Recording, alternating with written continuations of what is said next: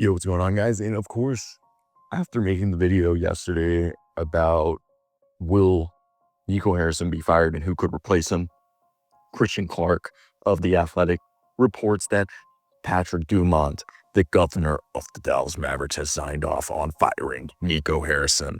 Yes, shout out The Athletic for breaking this news. This is according to Thursday. He still has 2 seasons remaining on his contract amid the Mavericks' disappointing start to the 2025-26 season. They are 3-8. They're 14th place in the Western Conference.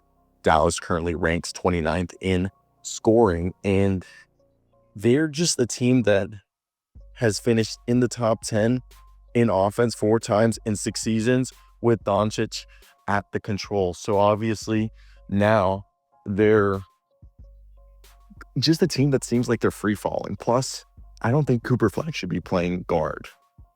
Now, Davis was the centerpiece that the package the Mavericks received from the Lakers, even though Dončić was 6 years younger than Davis at the time of the trade, and Davis had a more extensive injury history. And if you've been following the NBA, you've known about the fire Nico chants that have plagued the franchise since this event occurred. And the Mavericks' loss to the Milwaukee Bucks on Monday was the tipping point. Fans continued their fire Nico chants during the fourth quarter, even as PJ Washington was at the free throw line with a chance to tie the game. And on Tuesday morning, it began to circulate that Nico Harrison would be terminated. Back in February, at the time of Dončić's trade, Davis was recovering from an abdominal strain. In his first game with the team, February 8th, he suffered a left abductor strain, which kept him out for 6 weeks. And then 3 weeks later, Kyrie Irving tore the ACL in his left knee, leaving the Mavericks without a point guard and a shot creator. Now, they signed D'Angelo Russell, and I think the biggest part is that Harrison and Jason Kidd had different opinions about how Russell could impact the game. Kidd brought Russell off the bench in the first 8 games. The Mavericks only turned to Russell to be a starter after suffering a home loss to the Pelicans on November 5th. And Davis has been sidelined to start the season since October 29th due to a calf strain. And according to reports, he came into training camp at 268 pounds, 15 pounds heavier than what he was listed last year. So this just left the team in just a bad place. They don't have control of any of their first round picks from 2027 to 2030, and the rest of the trades Harrison made to strengthen the roster sucked. Look, the rest of the video is going to be guys who could potentially replace him and why. Bye. Yo, what's going on, guys? And today, of course, we have to talk about, is Nico Harrison going to get fired? According to Mark Stein of the Stein Line, the Dallas Mavericks are weighing the future of Nico Harrison amid the continued fallout of the Luka Dončić trade, which I think is a mix of the team being one of the worst offenses in the league. Kyrie, I don't know if he's going to be coming back this season. It just doesn't look, they also look older. Like, it's not a great situation. And this is the sources, according to Mark Stein of the Stein Lang, that the job security of Nico Harrison as general manager of the Dallas Mavericks appears to be in question as the team continues a difficult start to their first full season following the Luka Dončić trade. Quote, the rising and virtually ceaseless negativity that surrounds the franchise is indeed wearing on and troubling ownership, end quote. So before we talk about today's video, I'd like to hear your guys' thoughts down below in the comment section. Today we'll be discussing what happened, what's gone on, what is going wrong, and why Nico Harrison may be fired. And we're going to give you a few guys as internal replacement candidates, as well as a few guys who are external replacement candidates that may or may not have enough ties to the Adelson and Patrick Dumont, aka are they spawns of Satan themselves?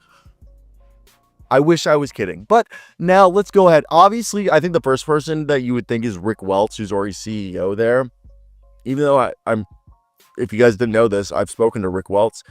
I asked him a question on draft night that I guess chewed his brain so hard that he went on to morning television the next day and brought up my question. I actually asked Rick Welts after they won the #1 pick, is this a good problem to have?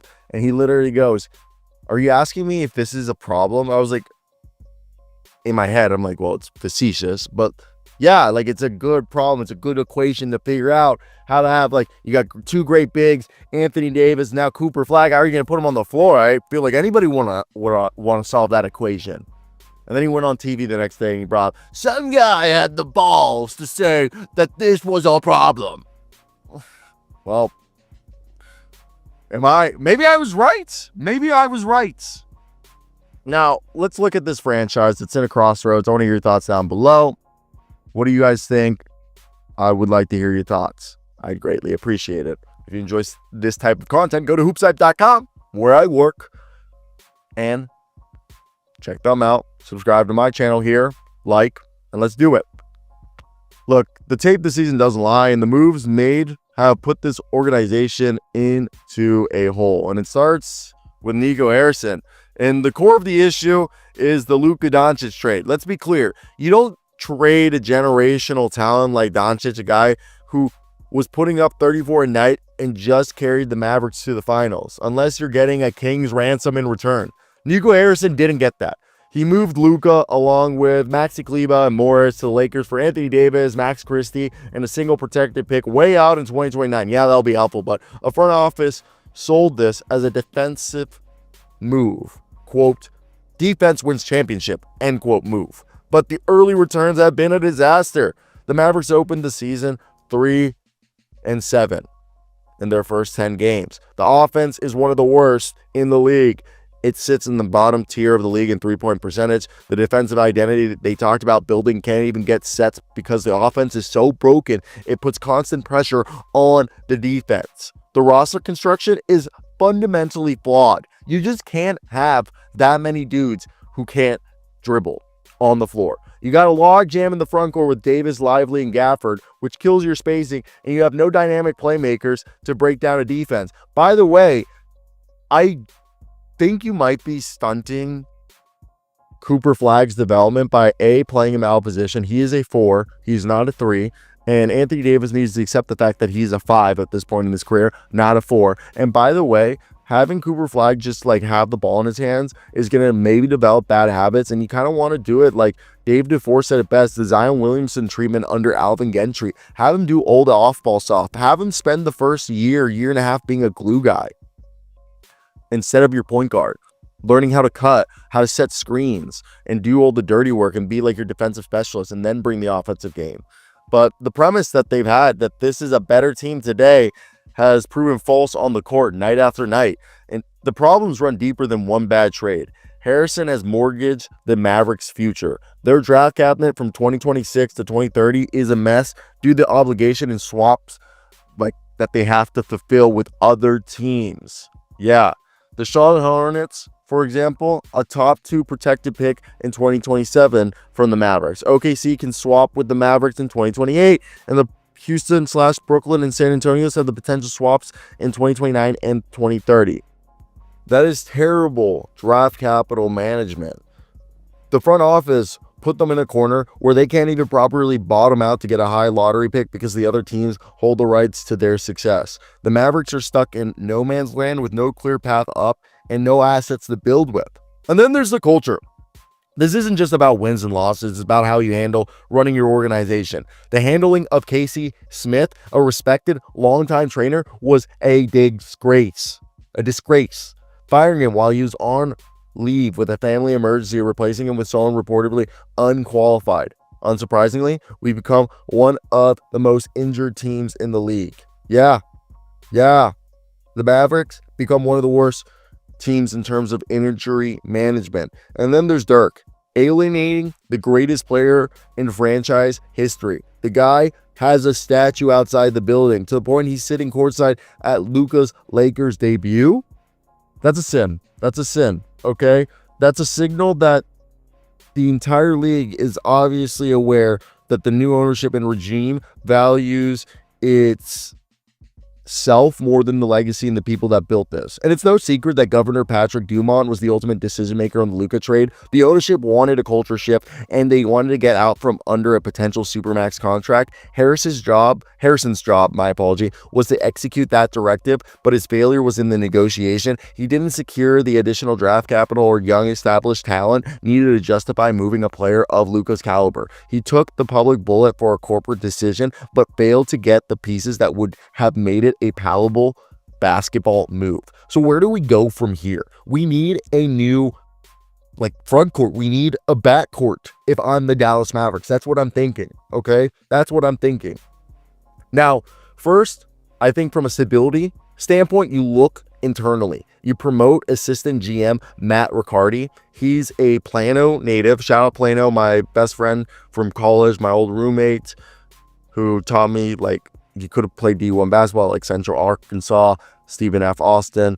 He's the guy who made me so much of a better basketball player when I believe West Plano was his high school. Either way, Matt Riccardi, a Plano native, understands this market, and he seems to be a person that has a lot of fans within the building. He understands the market, can build a bridge to mend fences with guys like Dirk and stabilize the locker room. He allegedly has a strong rapport with Kyrie Irving and can handle the day-to-day basketball operations. To support him, you leverage Michael Finley's credibility as a former All-Star here, a longtime front office veteran for a decade. Finley commands immediate respect from players and agents. He's ready for a bigger operational role.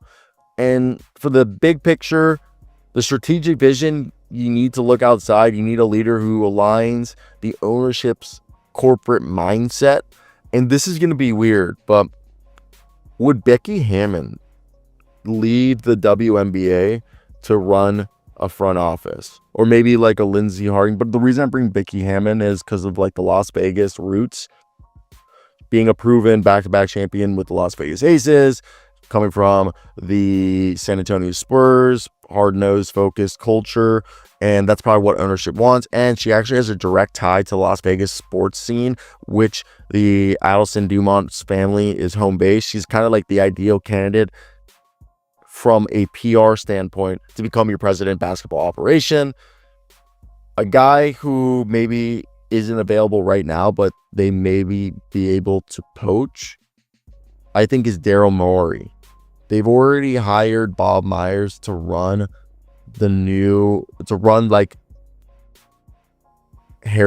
Josh Harris, who's the owner of the Sixers, sports teams. And I think this is basically a soft launch of them kind of pushing Morey out. And if Morey's available, I think as an asset manager, which the Mavericks need, and yeah, obviously his China-Hong Kong issue conflicts with Patrick Dumont's pivotal role in being the Chinese harbinger in the NBA's rebuilt relationship out there, especially with the Venetian in Macau.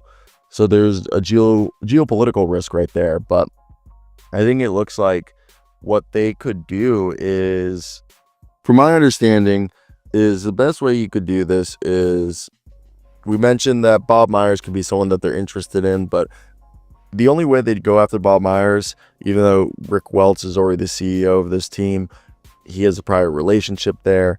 And if he is not soft launched as the guy that's going to replace Daryl Morey after this season, and he ends up looking for a more hands-on job, then that could happen. But I think he's going to replace Daryl Morey, and then Daryl Morey's the option. But that's there. So I think what we could end up seeing is either that they fire, regardless, it starts with them firing Nico Harrison, and then they either promote Matt Riccardi to president of basketball operations or Michael Finley. And I think it'd be more Matt Riccardi, homegrown guy, make him the president of basketball operations, then make Michael Finley the GM. Now, if they want to go out and do it, I think you bring in Becky Hammon or Daryl Morey as president of basketball operations to have someone who has a high level of strategy, decision-making, and understanding, while also bringing in a championship pedigree. And then Matt Riccardi gets to be general manager. You also promote Michael Finley, and that structure gives them a visionary leader who's been able to set the course on other franchises before and have that success, and have a trusted homegrown executives and Michael Finley and Matt Riccardi to study the ship and repair the culture from within. And I think this is the best way to dig the franchise out of the hole that it's in and start building a real contender again. So I want to hear your guys' thoughts down below if you made it to the end. Do you guys agree with me or not? Let me know. Bye.